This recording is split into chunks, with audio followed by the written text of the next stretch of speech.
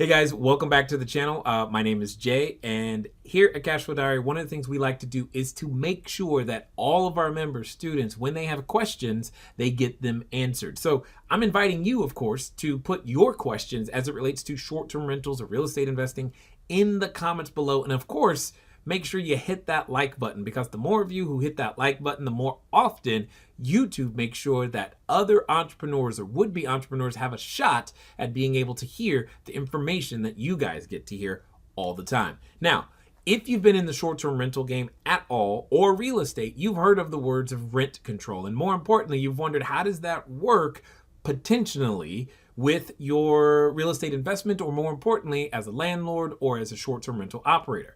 One of our students had that question in one of our live sessions, so obviously we answered it for her there, and we thought you'd enjoy it as well. So feel free to sit back, relax, and make sure you take some notes on how to handle rent control when it comes to your short-term rental.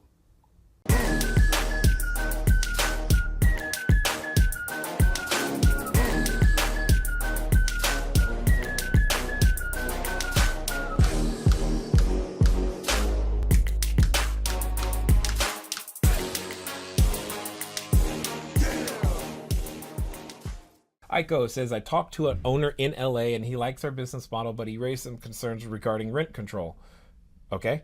I think rent control is technically irrelevant because we will be paying the same rent that everyone else is paying. Am I right? He did say he would stay away from properties in Santa Monica, and he might be right about that. Got it.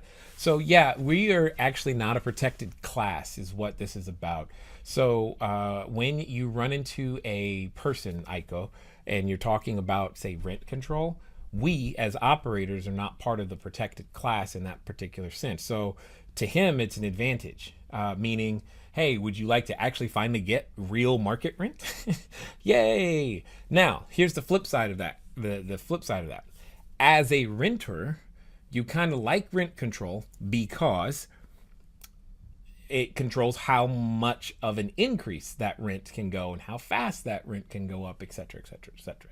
So there can be a delicate balance between all of this. So one of the advantages is, yes, you don't have to give us the subsidized lower rent, which is part of the problem here. Understand that part of the problem with things like rent control from the entrepreneur, from the landlord's perspective, is it's not enough rent to actually upkeep the building and provide the quality asset that landlords ultimately want to provide.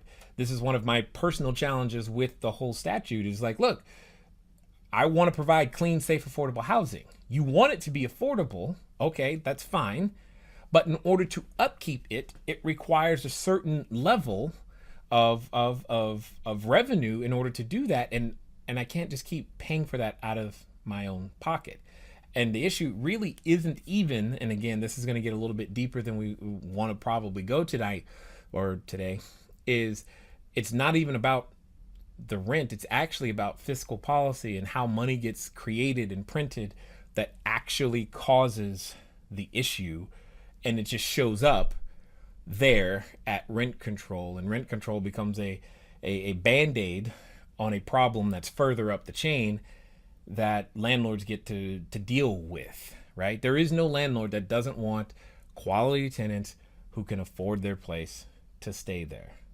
However, if things like wages and cost of living and all of the things that it takes to actually run a property, and don't get me started on Fannie, Freddie, and the financial system and how the property gets financed, when you put all those things together, in order to even make properties and homes available, because of those things, that's what happens. That's where the rent gets dictated to. But that's a whole nother story for another day, maybe another Q&A, or maybe just a video on YouTube. I don't know. My point is, that's where it comes down to. So yes, should he avoid Santa Monica? Absolutely. That's one of the many cities in the LA metro area that you probably don't want to be in. Well, you want to be there, but they've got issues, in understanding our business model, which is unfortunate because we can bring so much and do bring so many jobs and so much revenue to a city.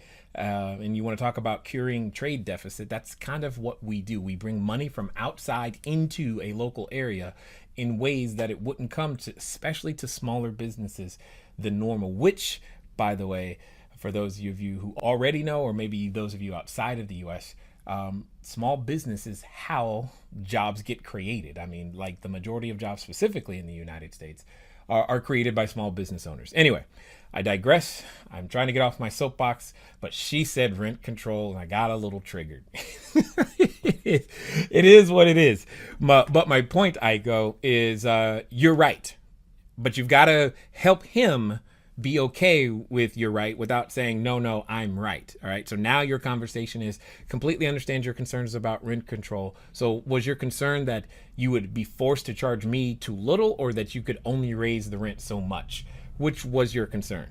And he just doesn't understand that we're not a part of that protected class, which totally changes how this could actually go for you. But that's actually a selling point.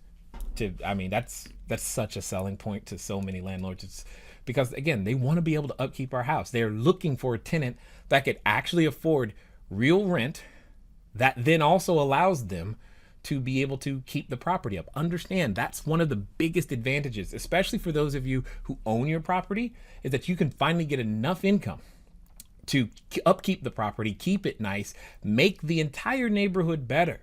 You have the ability to do that. You're going to be one of the few in the entire neighborhood that has the money to do that. With all that being said, ladies and gentlemen, it's been fun talking to you guys today. I look forward to talking to you soon. Until next time.